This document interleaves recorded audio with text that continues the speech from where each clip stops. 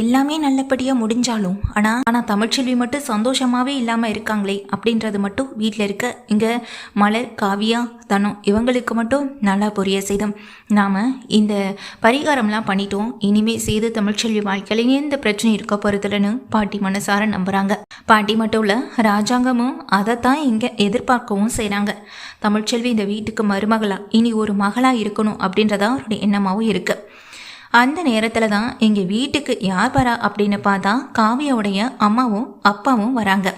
வர்றவங்க எங்கள் ராஜாங்கத்தை பார்த்து முக்கியமான விஷயத்தை பற்றி பேசணும் அப்படின்னு சொல்கிறாங்க. வாங்க சம்மந்தி வாங்க அப்படின்னு கூப்பிட்டு உட்கார வைக்கிறாங்க. ஆமாம், காவியா எங்கன்னு சொல்லி கேட்கும்போது இதோ கீழே வரேன்ப்பான்னு அப்போ தான் வராங்க. என்னம்மா அப்பா வர்றது தெரிஞ்சே தான் வரப்போல அப்படின்னு சொல்ல, அப்பா ஏற்கனவே எனக்கு ஃபோன் பண்ணி விஷயத்த சொல்லிட்டாராங்க, முக்கியமான விஷயம்னு சொன்னார், அதனால தான் அப்படின்னு சொல்லும்போது என்ன விஷயமா இருக்குன்னு எங்கள் ஈஸ்வரி, சித்ரா, போசுன்னு எல்லாரும் ஆவலோட எதிர்பார்த்துக்கிட்டு இருக்காங்க. அந்த நேரத்தில் தான் ஈஸ்வரி சொல்கிறாங்க, என்ன விஷயம்னு சொல்லிட்டு இங்கே கேட்குறாங்க. எல்லாம் சொத்து, நகை, பணம் இது விஷயமா தான் பேசிட்டு போகலான்னு வந்தேன் அப்படின்னு சொல்ல, அப்படியா ஏய் சித்ரா, நமக்கு என்னமோ சந்தேகமா இருக்கு, அதுவும் சந்தோஷமா வேற இருக்கு. போசு பேர்ல எல்லாத்தையும் எழுதி வைக்கலான்னு நினைக்கிறாரோ? நான் தான் அப்பவே சொன்னலடா போசு, நீ போய் அங்க வேலை பார்த்த மாதிரி நடிச்சேன், ஆனா நீ தான் உண்மையிலே வேலை பார்த்தன்னு அப்பனும் மகளும் நம்பிட்டாங்க. இனி எல்லா பொறுப்பும் உனக்கு தான் வரப்போகுது அப்படின்னு சொல்ல ரொம்ப சந்தோஷமா இருக்குமா. இவ்வளோ சீக்கிரத்தில் நீங்கள் இதெல்லாம் தேடி வருவீங்கன்னு நான் நினச்சி கூட பார்க்கலான்னு சொல்ல, நானே இதை எதிர்பார்க்கலப்பா, எதிர்பார்க்காத விஷயம் தானே நம்ம வாழ்க்கையில் நிறைய நடக்குது சொல்லும்போது கோர்ட்டு, அதாவது இங்கே வக்கீலுமே வராங்க. எதுக்கு வக்கீல் அப்படிலாம் சொல்லிட்டு போஸ் கேட்க, எல்லாத்தையுமே எழுதி மாற்றி வச்சலான்னு முடிவு பண்ணிட்டப்பா, அதுக்காக தான் வந்தேன்னு சொல்ல, என்னம்மா காவியா இது அப்படின்னு அங்கே ராஜாங்க கேட்க, ஆமாம் அங்கிள், அப்பா பேரில் இருக்க சொத்து, இடம், நிலம் எல்லா வசதிகளுமே இங்கே மாற்றி எழுதி வைக்க போகிறாங்க அப்படின்னு சொல்ல, அப்படியா யார் பேரில், ஓம் பேரலையா இல்லை போசு பேரலையான்னு சொல்லி கேட்க அப்பத்தான் கேட்குறாங்க. இங்கே போசை பார்க்குறாங்க காவியாவும்.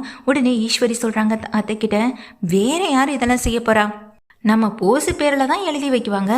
போசு போய் கஷ்டப்படுறத காவியாவும் பார்த்துக்கிட்டு இருக்கான். போசு மனசால இப்போ ஃபுல்லாக திருந்திட்டான்னு எல்லாருக்கும் தெரிஞ்சிடுச்சு. இதுக்கு மேலே வேற என்னத்தை வேணும்? டே போசு, இனிமே எல்லாத்தையும் அவர் இடத்துல இருந்து பொறுப்பாக எடுத்து நடத்தணும், சரியா அப்படின்னு அங்கே ஈஸ்வரி சொல்ல, சரிம்மா அதெல்லாம் நான் கவனமாக பார்த்துப்பேன் அப்படின்னு இங்கே போசுன்னு சொல்லிட்டு இருக்காங்க. அந்த நேரத்தில் காவியா ரொம்ப ரொம்ப சந்தோஷப்பட வேண்டாம், அவர் எழுதி வைக்கிறேன்னு தானே சொன்னார், அது போசு பேர்லன்னு சொல்லவே இல்லையேன்னு இங்கே காவியா சொல்ல, என்னம்மா சொல்கிறேன், அப்போ உன் பேரில் எல்லாத்தையும் எழுதி வைக்கலான்னு வந்திருக்காரான்னு சொல்லி கேட்க, உடனே இங்கே காவியா கருப்பை கூப்பிட்டு, அண்ணன் அந்த வீட்டில் இருக்க தமிழ், தனம், அங்கே மலர்னு 3 பேரையும் வர சொல்கிறீங்களாம் அப்படின்னு கேட்குறாங்க. இருமா கூட்டிகிட்டு வரேன்னு கருப்பு ஓடி போய் அந்த வீட்டில் இருக்க 3 பேரையுமே இங்கே கூட்டிகிட்டு வரவும் செய்கிறாங்க. அப்போ தான் காவியா விஷயத்த சொல்கிறாங்க. இப்போ எதுக்கடி அவங்களெல்லாம் வர சொன்னேன்னு அப்பத்தான் கேட்க, எல்லாத்துக்கும் ஒரு காரணம் இருக்கமாச்சி அப்படின்னு அம்மாச்சிக்கிட்ட சொல்லிட்டு மலரை கூப்பிடுறாங்க.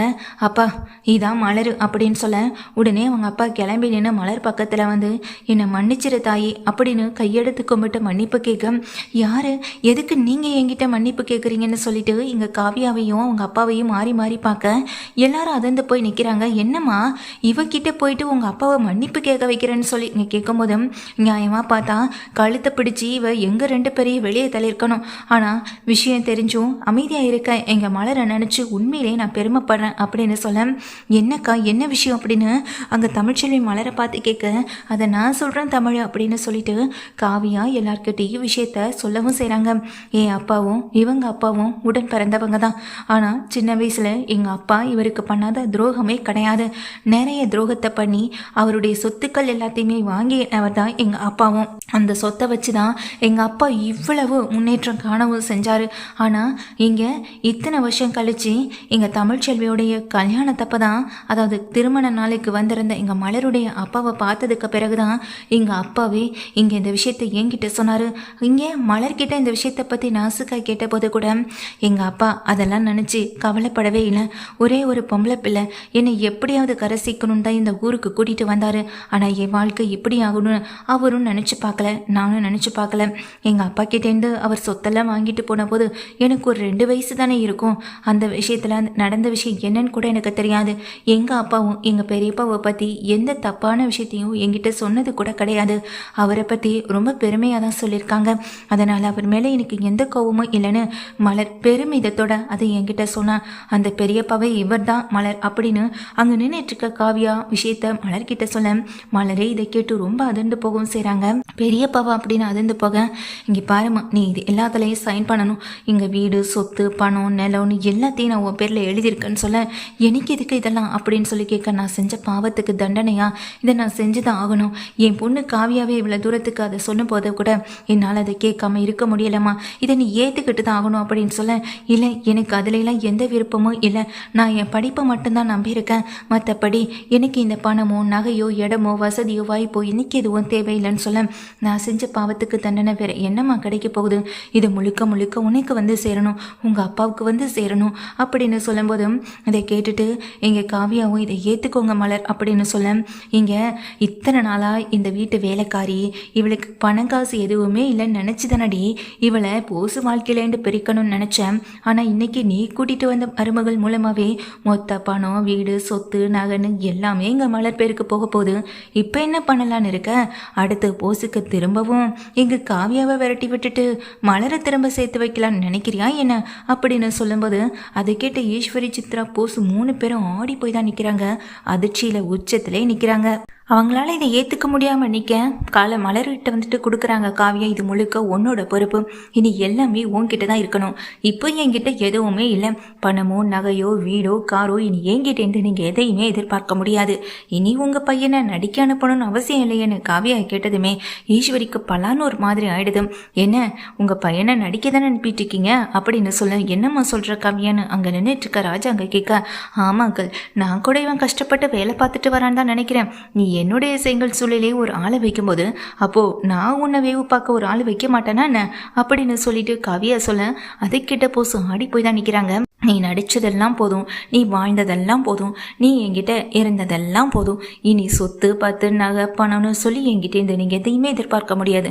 அதுக்காக நீங்கள் எனக்கு கொடுக்குற மரியாதை குறைஞ்சாலும் கூட இனி நான் எடுக்கிற இன்னொரு முடிவு வேறு மாதிரி இருக்கணும் எங்கள் காவியாவே சொல்கிறாங்க. ஆனால் மலர் இந்த சொத்து பத்து பணம்னு இது எதையுமே ஏற்றுக்க தயாராக இல்லை.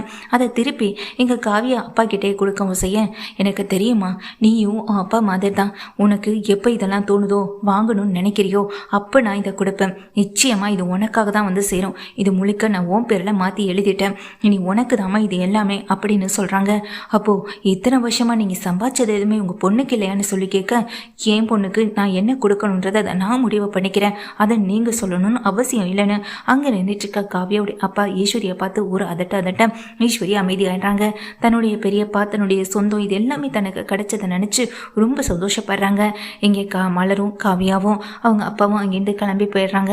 இப்போ இந்த விஷயம் தெரிஞ்சுட்டு வீட்டில் இருக்க அம்மாச்சியும் ராஜாங்கமும் இப்படி ஒரு சொந்தம் மலருக்கு இருக்குன்னு நான் கனவுல கூட நினைக்கல. மலர் பட்டப்பா கஷ்டத்துக்கெல்லாம் அவளுக்குன்னு ஒரு நல்ல வாழ்க்கை இனி கிடைக்கும், நிச்சயமாக அவள் நல்லா இருப்பான்னு சொல்லி அம்மாச்சி சொல்கிறாங்க. எங்கள் காவியாவும் மலரை பார்த்துட்டு, நானும் உன்னை தேடாத நாள் இல்லை, உன் குடும்பத்தை பற்றி விசாரிக்காத இடமும் இல்லை, ஆனால் இன்னைக்கு நீ என் கூடவே இருந்திருக்க, நிச்சயமாக நீ நினச்ச மாதிரி நல்ல நிலைமைக்கு வருவேன், அதுக்கு உறுதுணையாக நான் எப்போதும் கூடவே இருப்பேன் மலர் அப்படின்னு காவியா சொல்லிட்டு உள்ளே போகவும் செய்கிறாங்க. உள்ளே போன காவியா கிட்ட ஈஸ்வரி சித்ரா போஸ் 3 பேருமே பின்னாடியே போக, என்னம்மா இது கடைசியில் எல்லாத்தையும் அந்த மலர் பேருக்கு எழுதி வச்சிட்டீங்க அப்படின்னு சொல்ல, பின்ன வேறு யார் பேருக்கு எழுதி வைக்கணும்னு எதிர்பார்த்தீங்க, உங்கள் பையன் பேருக்கா அப்படின்னு சொல்லும்போது, ஆமாம் அப்படின்னு அங்கே ஈஸ்வரி சொல்கிறாங்க. ஆமாம், இவகிட்டமா என்னம்மா பேச்சு, இவகிட்ட இப்போ ஒன்றுமே இல்லை, இவளும் இப்போ நம்மளை மாதிரி தானே, பின்ன எதுக்கு இவ சொல் பேச்சை கேட்டு நான் நடக்கணும், எனக்கு என்ன பண்ணணும்னு நல்லா தெரியும் அப்படின்னு சொல்ல, என்ன மலர்கிட்ட மலருடைய காலில் போய் விழுந்தரலான்னு நினைக்கிறியா, ஏற்கனவே அவள் சாணியை கரைச்சி ஊற்றுனது உனக்கு நினைவில்லையா என்ன அப்படின்னு சொல்ல, தனம் தான் என்கிட்ட இந்த விஷயத்த சொன்னான் அப்படின்ற மாதிரி சொல்லும்போது அதை கேட்ட எங்கள் போஸ் அப்படியே அதிர்ச்சியில் நிற்கிறாங்க. பணம் இருந்தால் எப்படி நடத்துவீங்க, பணம் இல்லைன்னா ஒருத்தவங்களை எப்படி நடத்துவீங்கன்னு உங்கள் எல்லாரையும் பற்றி எனக்கு தெரியும். உங்கள் எல்லாருக்கும் இன்னொரு விஷயத்தையும் சொல்லிக்கிறேன், நீங்கள் என்கிட்ட வந்த நாள்லேருந்து இப்போ எப்படி நடந்துக்கிறீங்கன்றது வரைக்கும் என்கிட்ட ஃபுல் அண்ட் ஃபுல் ஆதாரமாக இருக்குது. என்னை இந்த வீட்டில் ஏதாவது செய்யணும், எனக்கு ஏதாவது எதிராக நடத்தணும்னு நினச்சிங்க, அப்புறம் 3 பேரும் கடைசி வரைக்கும் கம்ப்ளைண்ட் வேண்டியது இருக்கும். எம்எல்ஏ வீட்லேயே இப்படி நடக்குதுன்னு கம்ப்ளைண்ட் கொடுக்க எனக்கு ரொம்ப நேரம் ஆகாது. என்ன போஸ், நாளைக்கு செங்கல் சூளைக்கு போகணும், வேலை பார்க்கணும், பார்க்கணும், அதுக்கு ரெடி ஆயிரு. பணத்தை வாங்கிட்டு போய் அங்கே கொடுத்து இங்கே கால் மேலே கால் போட்டு உட்காலான்னு மட்டும் நினைக்காத, சரியா அப்படின்னு காவியாவும் திட்டிட்டு போக போசு, ஈஸ்வரி, சித்ரா 3 பேரும் வாயடைச்சு நிற்கிறாங்க. ஆனால் கடைசியில் இங்கே காவியாவுக்கு அக்காவா மலருக்கு தங்கச்சியா காவியாவும் கிடச்சிருக்காங்க. இனிமேல் இவங்க 2 பேர்கிட்டேருந்து நம்ம தப்பிக்க முடியாதுன்னு போசு, ஈஸ்வரி, சித்ரா 3 பேருமே முடிவு பண்ணவும் செஞ்சிடறாங்க.